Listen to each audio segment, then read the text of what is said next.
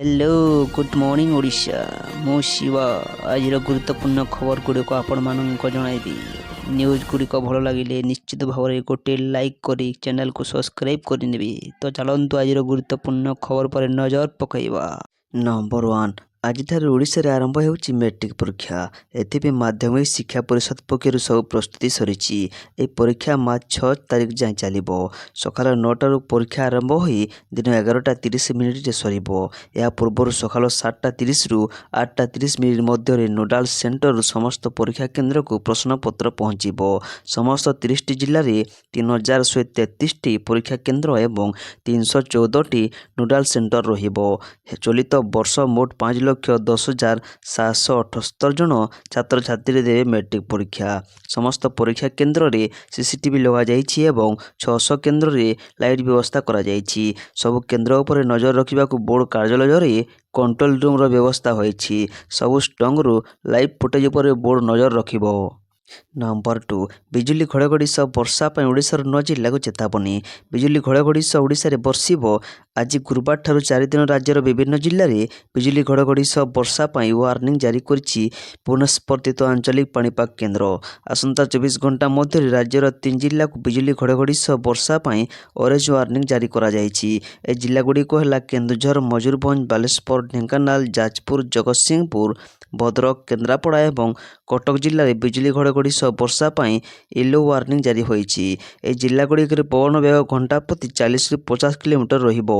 February 20 ରୁ 21 तारिख मध्य बिजुली घड़घड़ी सह वर्षा पर राज्यर 7ଟି जिला को ऑरेंज वार्निंग और 12ଟି जिला को येलो वार्निंग जारी करा जाइछि। ऑरेंज वार्निंग जारी होइतिबा जिला गुड़िक है सुंदरगढ़, केन्दुझर, मयूरभंज, बालेश्वर, भद्रक, जाजपुर और ढेंकानाल। येलो वार्निंग जारी होइतिबा जिला गुड़िक है खोर्धा, पुरी, कटक, नयागढ़, गंजाम, गजपति, केन्द्रापड़ा, जगतसिंहपुर, अनुगुल, देवगढ़, झारसुगुड़ा और संबलपुर। ए जिला गुड़िक पवन वेग घंटा प्रति 40 ରୁ 50 किलोमीटर रहिबा नै पूर्वानुमान करा जाइछि। नंबर 3 रेखा गुप्ता हेबे दिल्लीर नया मुख्यमंत्री। सस्पेंड पर पर्दा हटिला। दिल्ली मुख्यमंत्री ना घोषणा कला बीजेपी। दिल्लीर नया मुख्यमंत्री हेबे रेखा गुप्ता। विधायक दल बैठक में रेखा गुप्ता नाँ रे मोहर बाजिछि। दिल्ली रे महिला को प्राधान्य देइछि बीजेपी। बुधवार दिन दिल्ली बीजेपी विधायक मानकर बैठक अनुष्ठित होइतिला। बैठक में सर्वसम्मति क्रमे रेखा गुप्ता को दिल्लीर मुख्यमंत्री भाव चयन करा जाइछि। रेखा गुप्ता शालीबार बागरू पाई विधायक निर्वाचित होइछन्ति। से दिल्ली बीजेपी महासचिव रहिबा सह महिला मोर्चार राष्ट्रीय उपाध्यक्ष अछन्ति। से पूर्वर दक्षिण दिल्ली नगर उन्नयनर मेयर थिले। दिल्ली मुख्यमंत्री ना घोषणा हेबा पूर्व शपथ ग्रहण उत्सव पर पूर्व प्रस्तुति कर सारी बीजेपी। आज गुरुवार दिन रामलीला मैदान ठारे आडंबर आयोजित हेब शपथ ग्रहण उत्सव। नया मुख्यमंत्री भाव शपथ नेबे Rekha Gupta. Number 4 kit campus रे नेपाल छात्री को आत्महत्या घटना को नहीं तेजुछि विवाद। किट विश्वविद्यालय हॉस्टेल रे नेपाल छात्री को आत्महत्या को नहीं घनैवाक लगी विवाद। घटना केवल ओडिशा रे सीमित नहीं, पाल्टिलानी अंतर्जातीय खबर। रविवार विलंबित राति किट हॉस्टेल रे बीकेट तृतीय वर्षर छात्री प्रकृति लमसाल आत्महत्या करथिले। मृत छात्री जनक नेपाल एम्स हॉस्पिटल व्यवच्छेद पर मृतदेह को छात्री परिवार लोकों को हस्तांतर करा जायतिला। मंगलवार विलंबित राति झीर मृत शरीर को नहीं नेपाल फेरिचंती बापा और माँ। नेपाल रीतिनीति अनुसार तांकर अंतिम संस्कार करा जिवो। नंबर 5 कथाकार पवित्र पाणिग्राही पाइले जगदीश कथा सम्मान। गाल्पिक सुनंदा प्रधान को जगदीश युव सम्मान। जगदीश महांती ट्रस्ट तरफ भुवनेश्वर को बुद्ध मंदिर परिसर में जगदीश जयंती अनुष्ठित हो जाइछि। ए अवसर में कथाकार पवित्र पाणिग्राही को चलित वर्षर जगदीश कथा सम्मान सम्मानित करा जाइछि। पुरस्कार बाबद सम्मान फलक सह 10,000 टंका अर्थराशि प्रदान करा जाइछि। नंबर 6 आज आईसीसी चैंपियंस ट्रॉफी 2025 बांग्लादेश विपक्ष मैच रे अभियान आरंभ करिबो टीम इंडिया। आज पाकिस्तान रे आरंभ होउछि आईसीसी चैंपियंस ट्रॉफी 2025। कराची रे यार प्रथम मैच पाकिस्तान और न्यूजीलैंड मध्य खेला जिवो। भारत फेब्रुआरी 20 तारिख रे बांग्लादेश विपक्ष रे मैच खेली अभियान आरंभ करिबो। एने निजर प्रस्तुति जारी रखिछि टीम इंडिया। तेबे भारत ए टूर्नामेंट पय पाकिस्तान जाउ नथिबारु यह हाइब्रिड मॉडल रे खेला जाउछि। टीम इंडिया निजर सब मैच दुबई खेलिबो बोली धार्य होइछि। फेब्रुआरी 23 तारिख रे एठारे भारत और पाकिस्तान मध्य मैच खेला जिवो। ଅଧିନାୟକ ରୋହିତ ଶର୍ମା ନେତୃତ୍ୱରେ ଭାରତୀୟ ଦଳ ଏହି ଟୁର୍ଣ୍ଣାମେଣ୍ଟ ଖେଳିବ। ଶୁଭମ ଗିଲ୍ ଟିମ୍ ଇଣ୍ଡିଆରେ ଉପ ଅଧିନାୟକ ଦାୟିତ୍ୱ ଦିଆଯାଇଛି। ତେବେ ଆଘାତ ସମସ୍ୟା ଯୋଗୁଁ ଭାରତୀୟ ଷ୍ଟାର ବୋଲର ଯଶପ୍ରୀତ ବୁମରାହ ଟୁର୍ଣ୍ଣାମେଣ୍ଟରୁ ଓହରି ଯାଇଛନ୍ତି। ତାଙ୍କ ସହ ଯଶପ୍ରୀତ ଜସପାଲଙ୍କୁ ମଧ୍ୟ ଏହି ଦଳରୁ ବାଦ୍ ଦିଆଯାଇଛି। ଚାମ୍ପିୟନ୍ସ ଟ୍ରଫିରେ ଖେଳିବାକୁ ଥିବା 8ଟି ଟିମ୍ 2ଟି ଗ୍ରୁପରେ ବିଭକ୍ତ ହୋଇଛନ୍ତି। ଗ୍ରୁପ୍ ପର୍ଯ୍ୟାୟର 12ଟି ମ୍ୟାଚ୍କୁ ମିଶାଇ ଟୁର୍ଣ୍ଣାମେଣ୍ଟରେ ମୋଟ 15ଟି ମ୍ୟାଚ୍ ଖେଳାଯିବ। ଭାରତର ଗ୍ରୁପରେ ପାକିସ୍ତାନ, ବାଂଲାଦେଶ ଓ ନ୍ୟୁଜିଲାଣ୍ଡ ରହିଛନ୍ତି। ଭାରତର ମ୍ୟାଚ୍ଗୁଡ଼ିକୁ ଛାଡ଼ିଦେଲେ ଅନ୍ୟ ସବୁ ମ୍ୟାଚ୍ ପାକିସ୍ତାନରେ ହେବ। ଏହା ଫାଇନାଲ୍ ମ୍ୟାଚ୍ ମାର୍ଚ୍ଚ 10 ତାରିଖରେ ଲାହୋରରେ ହେବାକୁ ସ୍ଥିର ହୋଇଛି। ତେବେ ଭାରତ ଫାଇନାଲକୁ ଗଲେ ଏହି ମ୍ୟାଚ୍ ଦୁବାଇରେ ଅନୁଷ୍ଠିତ ହେବ। ନମ୍ବର 7 ଭାରତର 26ତମ ମୁଖ୍ୟ ନିର୍ବାଚନ କମିଶନର ଭାବେ ଦାୟିତ୍ୱ ନେଲେ ଜ୍ଞାନେଶ କୁମାର। ଭାରତର ନୂଆ ମୁଖ୍ୟ ନିର୍ବାଚନ କମିଶନର ଭାବେ ଦାୟିତ୍ୱ ଗ୍ରହଣ କରିଛନ୍ତି ଜ୍ଞାନେଶ କୁମାର। ସେ ପୂର୍ବତନ ମୁଖ୍ୟ ନିର୍ବାଚନ କମିଶନର ଥିବା ରାଜୀବ କୁମାର ସ୍ଥାନ ନେଇଛନ୍ତି। ଏବେ ଜ୍ଞାନେଶ କୁମାର ଦେଶର 26ତମ ମୁଖ୍ୟ ନିର୍ବାଚନ କମିଶନର ଭାବେ ଦାୟିତ୍ୱ ତୁଲାଇବେ। ପୂର୍ବତନ ମୁଖ୍ୟ ନିର୍ବାଚନ କମିଶନର ରାଜୀବ କୁମାରଙ୍କ କାର୍ଯ୍ୟକାଳ ମଙ୍ଗଳବାର ଶେଷ ହୋଇଥିଲା। ତାଙ୍କ ସ୍ଥାନରେ ଜ୍ଞାନେଶ କୁମାରଙ୍କୁ ଏହି ଦାୟିତ୍ୱ ଦିଆଯାଇଛି। ସେ 2029 ଜାନୁଆରୀ 29 ତାରିଖ ଯାଏଁ ଏହି ପଦ ସମ୍ଭାଳିବେ। ପ୍ରଧାନମନ୍ତ୍ରୀ ନରେନ୍ଦ୍ର ମୋଦି, କେନ୍ଦ୍ର ଆଇନ ମନ୍ତ୍ରୀ ଅର୍ଜୁନ ରାମ ମେଘୱାଲ, କେନ୍ଦ୍ର ଗୃହମନ୍ତ୍ରୀ ଅମିତ ଶାହ ଏବଂ ଲୋକସଭା ବିରୋଧୀ ଦଳ ନେତା ରାହୁଲ ଗାନ୍ଧୀଙ୍କ ନେତୃତ୍ୱରେ ଗଠିତ କମିଟି ପରବର୍ତ୍ତୀ ମୁଖ୍ୟ ନିର୍ବାଚନ କମିଶନର ଭାବେ ଜ୍ଞାନେଶ କୁମାରଙ୍କୁ ନାମ ଅନୁମୋଦନ କରିଥିଲେ। ନମ୍ବର 8 ଓଡ଼ିଶାରେ 3 ଲକ୍ଷରୁ ଅଧିକ ମୃତ ବ୍ୟକ୍ତିଙ୍କ ନାଁରେ ଥିଲା ରାସନ କାର୍ଡ଼। ଖାଦ୍ୟ ଯୋଗାଣ ମନ୍ତ୍ରୀ ଓଡ଼ିଶାରେ 3 ଲକ୍ଷରୁ ଅଧିକ ମୃତ ବ୍ୟକ୍ତିଙ୍କ ନାଁରେ ରାସନ କାର୍ଡ଼ ରହିଥିଲା। ସେମାନଙ୍କ ନାଁରେ ଚାଉଳ ନିଆଯାଉଥିଲା। ଏବେ ଜାରି ରହିଥିବା ଇକେୱାଇସି ଅପଡେଟ୍ ସମାଜରେ ଏହି ତଥ୍ୟ ସାମ୍ନାକୁ ଆସିଛି। ଏନେଇ ବିଧାନସଭାରେ ଉତ୍ତର ରଖିଛନ୍ତି ରାଜ୍ୟ ଖାଦ୍ୟ ଯୋଗାଣ ଓ ଖାଉଟି କଲ୍ୟାଣ ମନ୍ତ୍ରୀ କୃଷ୍ଣଚନ୍ଦ୍ର ପାତ୍ର। ବିଧାନସଭାରେ ବିଜେଡି ବିଧାୟକ ଗଣେଶ ପରବେହେରା ରାଜ୍ୟରେ ଭୂତ ରାସନ କାର୍ଡ଼ଧାରୀଙ୍କ ବାବଦରେ ପ୍ରଶ୍ନ ପଚାରିଥିଲେ। ରାଜ୍ୟରେ 3,28,932 ଜଣ ମୃତ ବ୍ୟକ୍ତିଙ୍କ ନାଁରେ ରାସନ ଚାଉଳ ନିଆଯାଉଥିଲା। ସେଥିରୁ କେନ୍ଦୁଝରରେ ସର୍ବାଧିକ 35,550 ଜଣ ମୃତ ବ୍ୟକ୍ତି ରାସନ କାର୍ଡ଼ ରହିଥିଲା। ସେହିପରି ଗଞ୍ଜାମରେ 25,798 ଜଣ, ମୟୂରଭଞ୍ଜରେ 23,799 ଜଣ, ରାୟଗଡ଼ାରେ 22,411 ଜଣ ମୃତ ବ୍ୟକ୍ତିଙ୍କ ନାଁରେ ରାସନ ଚାଉଳ ଉଠାଯାଉଥିଲା, କହିଛନ୍ତି କୃଷ୍ଣଚନ୍ଦ୍ର ପାତ୍ର। ନମ୍ବର 9 ଆସିଲା ପିଏମ୍ କିଷାନ ଲିଷ୍ଟ। ଆଉ 5 ଦିନ ପରେ ଏମାନଙ୍କ ଖାତାକୁ ଯିବ ଟଙ୍କା। ଚାଷୀଙ୍କୁ ଆର୍ଥିକ ସହାୟତା ପ୍ରଦାନ କରିବା ପାଇଁ ଭାରତ ସରକାର 2019ରେ ପ୍ରଧାନମନ୍ତ୍ରୀ କିଷାନ ସମ୍ମାନ ନିଧି ଯୋଜନା ଆରମ୍ଭ କରିଥିଲେ। ଏହାରି ଭିତରେ ଚାଷୀଙ୍କ ପାଇଁ ଏକ ଖୁସି ଖବର ଅଛି। ଆଉ 5 ଦିନ ପରେ 19ତମ କିସ୍ତିର 2,000 ଟଙ୍କା ସେମାନଙ୍କ ଆକାଉଣ୍ଟକୁ ଆସିବାକୁ ଯାଉଛି। ଫେବୃଆରୀ 24ରେ ପ୍ରଧାନମନ୍ତ୍ରୀ ବିହାରର ଭାଗଲପୁର ଚାଷୀଙ୍କ ଆକାଉଣ୍ଟରେ ପ୍ରଧାନମନ୍ତ୍ରୀ କିଷାନ ସମ୍ମାନ ନିଧି ଯୋଜନାର ଟଙ୍କା ଜମା କରିବେ। ଯେତେବେଳେ 18ତମ କିସ୍ତି ପ୍ରଧାନମନ୍ତ୍ରୀ ଅକ୍ଟୋବର 5 ତାରିଖରେ ମହାରାଷ୍ଟ୍ର ୱାସିମରୁ ଜାରି କରିଥିଲେ। ସରକାର ଏପର୍ଯ୍ୟନ୍ତ 18ଟି କିସ୍ତି ପ୍ରଦାନ କରିସାରିଛନ୍ତି। ତାପରେ 9 କୋଟିରୁ ଅଧିକ ଚାଷୀଙ୍କ ଆକାଉଣ୍ଟକୁ 20,000 କୋଟି ଟଙ୍କା ଟ୍ରାନ୍ସଫର କରାଯାଇଥିଲା। ଏ ଯୋଜନା ଅଧୀନରେ ଯୋଗ୍ୟ ଚାଷୀଙ୍କୁ ପ୍ରତିବର୍ଷ 6,000 ଟଙ୍କାର ଆର୍ଥିକ ସହାୟତା ପ୍ରଦାନ କରାଯାଏ। 3ଟି କିସ୍ତିରେ ଚାଷୀଙ୍କ ବ୍ୟାଙ୍କ ଆକାଉଣ୍ଟରେ ପ୍ରତ୍ୟେକଙ୍କୁ 2,000 ଟଙ୍କା ଜମା କରାଯାଏ। ନମ୍ବର 10 ପରବେଶ ବର୍ମା ଦିଲ୍ଲୀ ଉପମୁଖ୍ୟମନ୍ତ୍ରୀ। ଦିଲ୍ଲୀରେ ଭାଜପା ଏହାର ମୁଖ୍ୟମନ୍ତ୍ରୀଙ୍କ ନାମ ପ୍ରକାଶ କରିଛି ଏବଂ ବିଧାୟକ ଦଳ ବୈଠକରେ ରେଖା ଗୁପ୍ତାଙ୍କ ନାମ ଚୂଡ଼ାନ୍ତ ହୋଇଛି। ଏଥିସହିତ ଦଳ ପରବେଶ ବର୍ମାଙ୍କୁ ଉପମୁଖ୍ୟମନ୍ତ୍ରୀ ନିଯୁକ୍ତି କରିଛି। ଦିଲ୍ଲୀର ପୂର୍ବତନ ମୁଖ୍ୟମନ୍ତ୍ରୀ ଅରବିନ୍ଦ କେଜରିୱାଲଙ୍କୁ ହରାଇବା ପରେ ଆଲୋଚନା ହେଉଥିଲା ଯେ ତାଙ୍କୁ ଦଳର ମୁଖ୍ୟମନ୍ତ୍ରୀ କରିପାରେ, କିନ୍ତୁ ଏହା ହୋଇନାହିଁ। ତାଙ୍କୁ ଏବେ ରେଖା ଗୁପ୍ତାଙ୍କ ଅଧୀନରେ କାମ କରିବାକୁ ହେବ।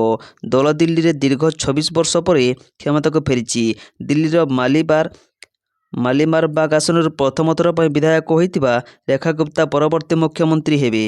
ନମ୍ବର 11 ସୁରକ୍ଷା ଦିଗରେ କେନ୍ଦ୍ର ସରକାରଙ୍କ ବଡ଼ ନିଷ୍ପତ୍ତି। ସୋସିଆଲ ମିଡ଼ିଆ ପ୍ଲାଟଫର୍ମକୁ ଦେଲେ ଏପରି ନିର୍ଦ୍ଦେଶ।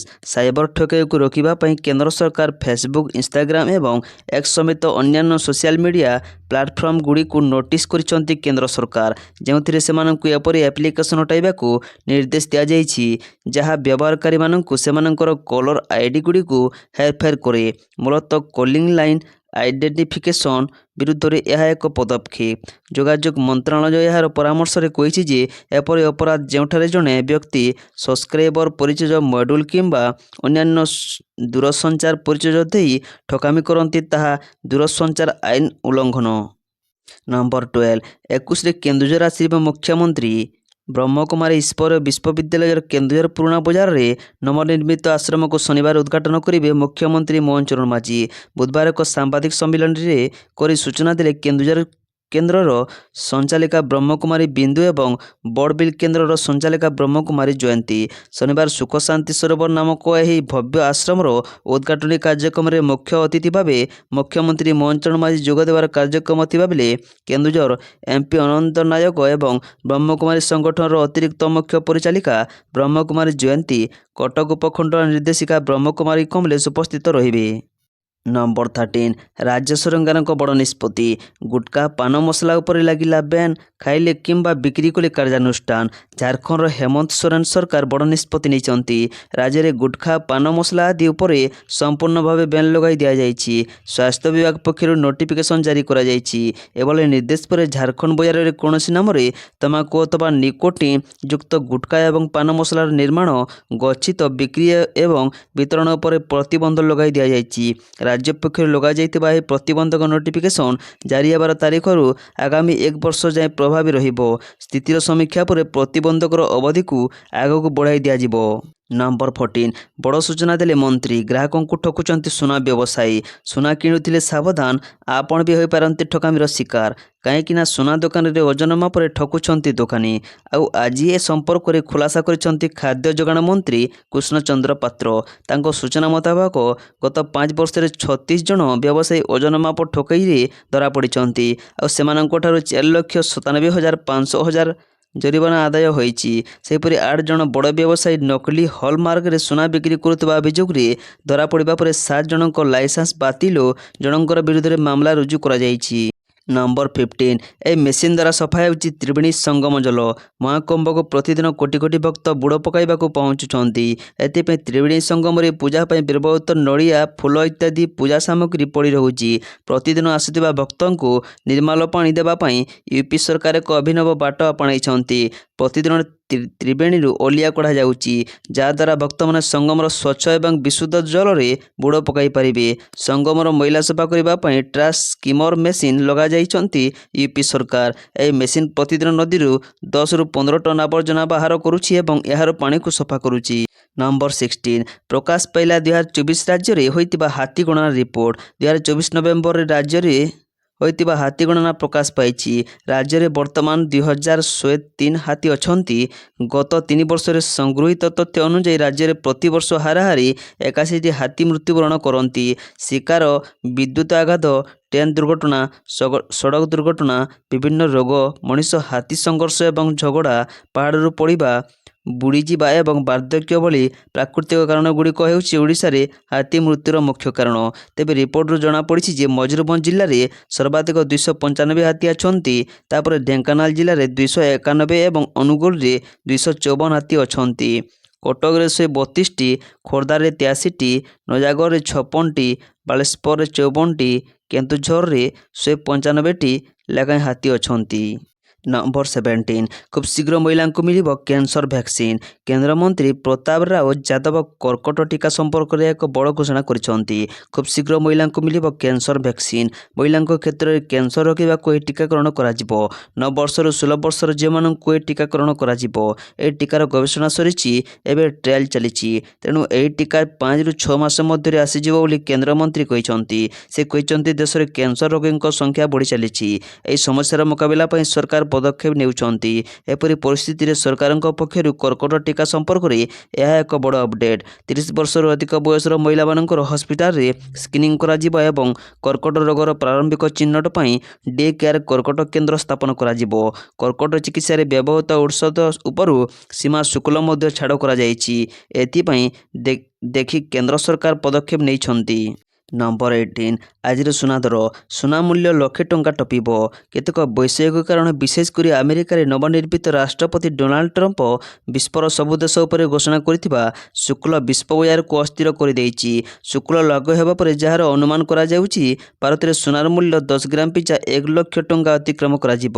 ଟ୍ରମ୍ପ ରାଷ୍ଟ୍ରପତି ଭାବରେ ଦାୟିତ୍ୱ ଗ୍ରହଣ କରିବା ପରଠାରୁ ଆମେରିକା ଲଣ୍ଡନର ଥ୍ରେଡ୍ ଷ୍ଟ୍ରିଟ୍ ତଳେ ଥିବା ବିଶ୍ୱର ସର୍ବବୃହତ ସୁନା ରିସର୍ଚ୍ଚରୁ ଆମେରିକାରୁ ସୁନା ମଗାଇବା ଆରମ୍ଭ କରିଛନ୍ତି। ଏପରି ଏପର୍ଯ୍ୟନ୍ତ 8,000 ସୁନା ବାର ଆମେରିକାର ନ୍ୟୁୟର୍କ ସୁନା ରିଜର୍ଭରେ ପହଞ୍ଚିଛି। ଏହି କାରଣରୁ ନ୍ୟୁୟର୍କରେ ସୁନା ରିଜର୍ଭ 17.5 ଟ୍ରକ୍ ଆୟର୍ସରୁ 34 ନିୟୁତ ଟ୍ରକ୍ ଆୟର୍ସକୁ ବୃଦ୍ଧି ପାଇଛି। ବ୍ୟାଙ୍କ ଅଫ୍ ଇଂଲଣ୍ଡର ସୁନା ଭଣ୍ଡାରରେ 22 ଲକ୍ଷ କୋଟି ଟଙ୍କାର ସୁନା ଜମା ହୋଇ ରହିଛି। ଆମେରିକା ଯେଉଁଭଳି ଭାବରେ ସୁନା ଭଣ୍ଡାର ବୃଦ୍ଧି କରୁଛି, ସେଥିରୁ ସ୍ପଷ୍ଟ ଯେ ଡୋନାଲ୍ଡ ଟ୍ରମ୍ପ ଆଗାମୀ ଦିନରେ ସୁନା ଆମଦାନୀ ଉପରେ ଶୁଳ୍କ ଲଗାଇ ପାରନ୍ତି। ରାଜଧାନୀ ଭୁବନେଶ୍ୱରରେ ଆଜି 22 କ୍ୟାରେଟର ସୁନାର ମୂଲ୍ୟ 10 ଗ୍ରାମ ପିଛା 79,700 ଟଙ୍କା ଏବଂ 24 କ୍ୟାରେଟର ମୂଲ୍ୟ 86,900 ଟଙ୍କା ରହିଛି। ଅପରପକ୍ଷରେ ରୂପା କିଲୋ ପିଛା 1 ଲକ୍ଷ ଟଙ୍କା ଛୁଇଁଛି। ନମ୍ବର 19 ମହାକୁମ୍ଭରେ ସାମିଙ୍କୁ ବୁଡ଼ ପକାଇବା ନେଇ ରାଜନୀତି, ପ୍ରଶଂସା କଲେ ଯୋଗୀ ଅଖିଳେଶଙ୍କ ସମାଲୋଚନା। କୁମ୍ଭମେଳାରେ ଘଟିଥିବା ବିଭିନ୍ନ ଅଘଟଣ ପାଇଁ ବିରୋଧୀ ଦଳମାନେ ଉତ୍ତରପ୍ରଦେଶ ସରକାରଙ୍କୁ ସିଧାସଳଖ ଟାର୍ଗେଟ କରୁଛନ୍ତି। ଏହାର ପ୍ରତି ଉତ୍ତରରେ ଯୋଗୀ ଆଦିତ୍ୟନାଥ ନିଜ ସରକାରର ସଂଗଠିତ ବ୍ୟବସ୍ଥାକୁ ମୁଦ୍ରା କରି ବିରୋଧୀଙ୍କୁ ଜବାବ ଦେଇଛନ୍ତି। କୁମ୍ଭମେଳାର ଭବ୍ୟ ଆୟୋଜନକୁ ନେଇ ବିରୋଧୀଙ୍କୁ ରାଜନୈତିକ ଢଙ୍ଗରେ ସମାଲୋଚନା କରିଛନ୍ତି ସିଏମ ଯୋଗୀ। ସେ ପୁଣି କହିଛନ୍ତି କୁମ୍ଭମେଳାକୁ ବିଭିନ୍ନ ଜାତି ଧର୍ମର ଲୋକ ଆସିଛନ୍ତି। ଏପରିକି ଦେଶ ବିଦେଶର ମାନ୍ୟଗଣ୍ୟ ବ୍ୟକ୍ତି ଆସି ତ୍ରିବେଣୀ ସଙ୍ଗମରେ ବୁଡ଼ ପକାଇଛନ୍ତି। ମହମ୍ମଦ ସାମିଙ୍କ ଭଳି କ୍ରିକେଟର ମଧ୍ୟ ଗଙ୍ଗାଙ୍କ କୂଳରେ ଆସ୍ଥାରେ ବୁଡ଼ ପକାଇଛନ୍ତି। ପ୍ରୟାଗରାଜରେ ହେଉଥିବା ମହାକୁମ୍ଭରେ କାହା ପାଇଁ ବି କୌଣସି ପ୍ରକାରର ଭେଦଭାବ ହୋଇନାହିଁ। କ୍ରିକେଟର ମହମ୍ମଦ ସାମି ମଧ୍ୟ କୁମ୍ଭରେ ପବିତ୍ର ବୁଡ଼ ପକାଇଛନ୍ତି। ନମ୍ବର 20 ୟୁପିରେ 90,000 କଏଦୀ କରିବେ କୁମ୍ଭ ସ୍ନାନ। ମହାକୁମ୍ଭ 2025କୁ ଐତିହାସିକ ଅଧିକ ବ୍ୟାପକ କରିବା ପାଇଁ ଉତ୍ତରପ୍ରଦେଶ ୟୁପି ସରକାର ଜେଲରେ ବନ୍ଦୀ କଏଦୀଙ୍କୁ ମଧ୍ୟ ଏଥିରେ ସାମିଲ କରିବାକୁ ଏବେ ନିଷ୍ପତ୍ତି ନେଇଛନ୍ତି।